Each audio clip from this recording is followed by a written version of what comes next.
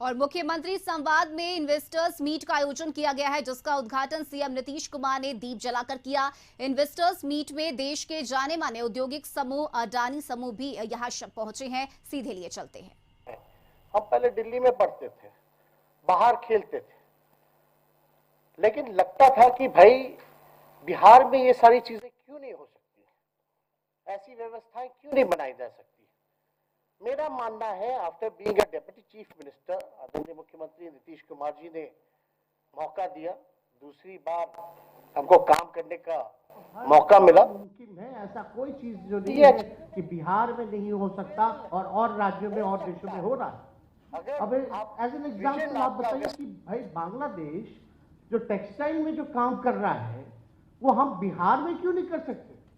हमारे पास सब कुछ है, सारी चीजें, कनेक्टिविटी है, कनेक्शन है, कंपैटिबिलिटी है, कॉम्प्रिहेंसिव प्लान्स है, राउंड द क्लॉक सिक्योरिटी है, आप हर चीज कर सकते हैं।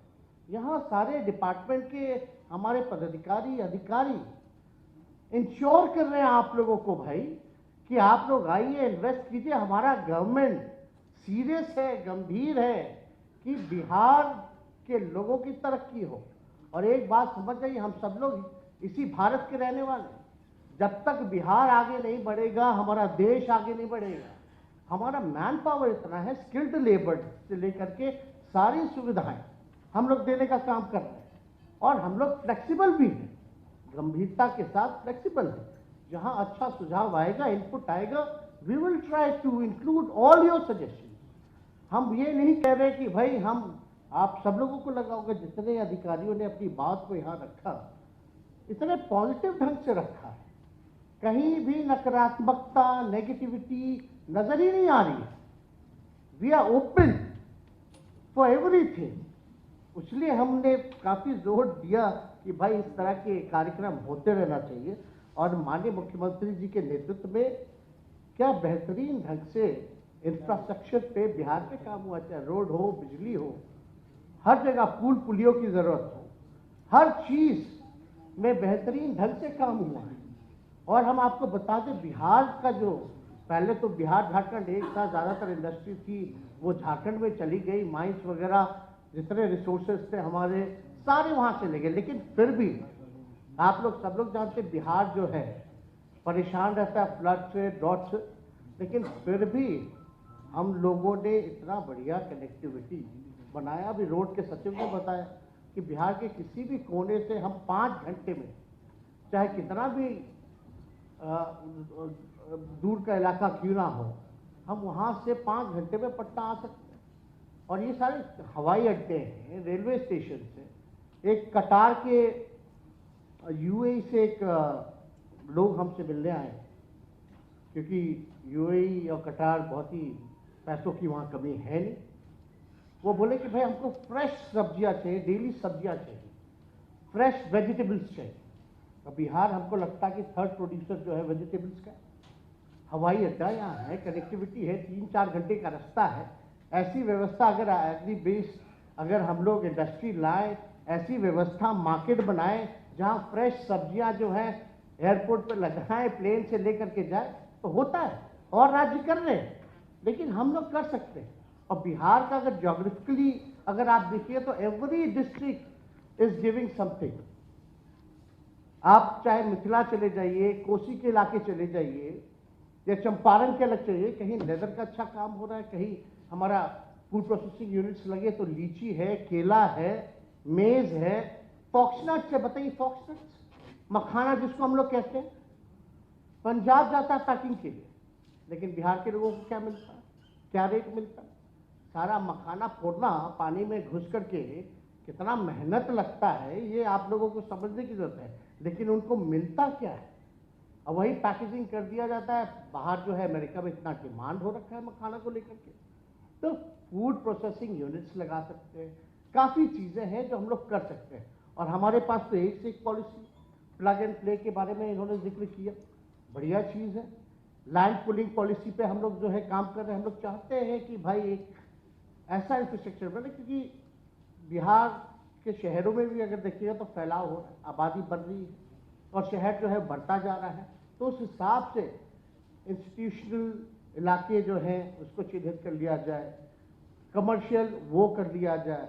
तो इस तरह की चीज़ें इंफ्रास्ट्रक्चर पे और हम लोग जो है इस पर पॉलिसी लाके इस पर हम लोग काम करने जा रहे हैं। इंडस्ट्रियल एरिया हो गया या कॉरिडोर्स हो गए या आईटी सेक्टर हो गया। बताइए, आईटी बिहार का लड़का विदेशों में है, आप पुणे में है, बेंगलोर में है। अगर वही आईटी पार्क SEZ अगर हम लोग यहाँ लगाए तो क्या बिहार के लोग यहाँ आके काम नहीं करेंगे? एकदम करेंगे।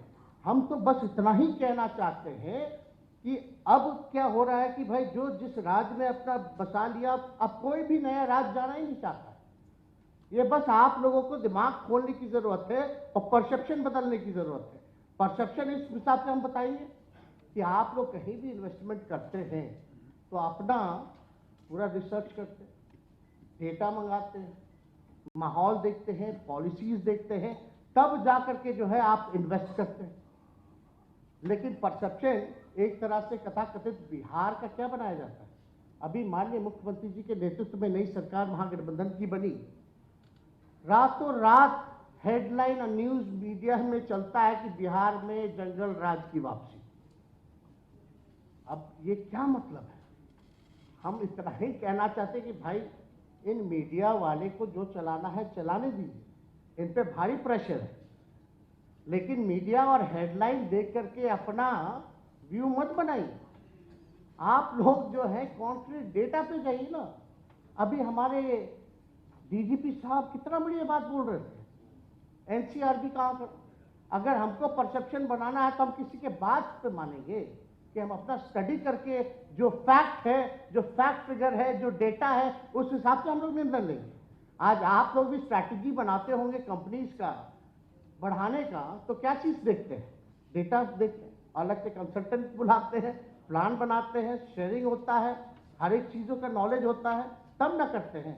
अब कोई कह देगा कि बिहार में जंगल राज, तो जंगल राज आप बताओ रातों रात कैसे जंगल राज आ गया? भाई बिहार में कौन सा फॉर्मूला? कोई बताइए। 9 तारीख को 10 तारीख को हम लोगों का ओथ हुआ, उसके बाद से जंगल राज कहाँ से? तो कोई बात नहीं, NCRB का आंकड़ा देख लीजिए कितना पीछे, टॉप 15 में भी नहीं है मेजर क्राइम से। अभी आप लोग इंश्योरिटी भी, अगर आपको वहां जरूरत भी पड़े तो भाई पुलिस चौकी भी हम लोग खुलवा सकते हैं। DGP साहब ये भी देख लीजिएगा, पुलिस चौकी अगर इतना कहीं लगे तो भाई पुलिस चौकी भी हम लोग खुलवा सकते हैं। हम लोग ओपन है, एकदम कोई फिक्र की बात नहीं। यहाँ नीतीश कुमार जी का सरकार है, महागठबंधन का सरकार है, किसी को डरने की जरूरत नहीं है। करप्शन, क्राइम और कम्युनलिज्म से कोई कॉम्प्रोमाइज नहीं होगा और आपकी सिक्योरिटी हम लोग सब लोग जो है इंश्योर कर रहे हैं। कोई घबराने की बात नहीं, बल्कि और पॉलिसीज में भी रिलैक्सेशन अगर लाने पड़े, चेंजेस लाने पड़े तो we are open to do it. लेकिन हम तो भाई आप लोगों से बस इतना ही कहेंगे कि आप लोग जो है, आपके भी इतने कॉन्टैक्ट्स हो गए भाई, आप तो आ गए, कुछ लोग तो आ गए, लेकिन और भी लोगों को भी लाइए, अपना एक्सपीरियंस बताने का काम कीजिए। सब कुछ यहाँ तैयार है, बस टेक ऑफ आप लोगों को करना है। अब आप लोग जल्दी टेक ऑफ कीजिए और बिहार का जो परसेप्शन है वो बदलिए, और हम लोग तो सारा काम हम लोग करेंगे ही इस दिशा में। हम लोगों का कई योजना भी चल रहा है हर जगह से, हेल्थ से लेकर के पढ़ाई, कमाई, सिंचाई, सुनवाई, कार्रवाई, हर तरह का काम जो है हम लोगों की सरकार जो है माननीय नीतीश कुमार जी के नेतृत्व में हम लोग काम कर रहे हैं और बिहार जो है आगे बढ़ रहा। लेकिन कोई लोगों को लिखना है, लिखते रहने दीजिए। कहीं कुछ काम नहीं होता उसी की बड़ाई होती है, जो काम करता है उसकी बड़ाई होती ही नहीं है। अब बेचारे यहाँ मीडिया वाले लोग हैं, इन लोगों को क्या चाहिए? मिर्च मसाला चाहिए और कोई लेना देना है, उससे कोई मतलब नहीं। अब कहीं TRP चाहिए किसी को जो है व्यूज चाहिए, तो इन लोगों का काम है। ठीक है, इन लोग अपना काम करते रहे, लेकिन भाई आप लोग भी तो बिहार के ही है ना। अगर इस तरह का भय का वातावरण बनाइएगा तो कहाँ से लोग आएंगे? और कुछ लोग तो आज के बैठक के बाद तो और कलेजा पे उन लोगों के भार आया होगा। कुछ लोग और चिंतित होंगे, विचलित होंगे, सोचते हैं कि और जंगल राज को महाजंगल राज में कैसे बदला जाए। तो ये सब में आप लोग ध्यान मत दीजिए। हम आप लोगों का फिर से स्वागत करते हैं, आप लोगों को हम बधाई देते हैं और माननीय मुख्यमंत्री जी और सारे यहाँ पदाधिकारी अधिकारियों को भी धन्यवाद देते हैं और अपनी बात को यहीं समाप्त करते हैं। फिर मौका मिलेगा, फिर हम लोग बात करेंगे और बेहतर ढंग से बिहार को आगे बढ़ाएंगे। बहुत बहुत धन्यवाद। जय हिंद, जय भारत।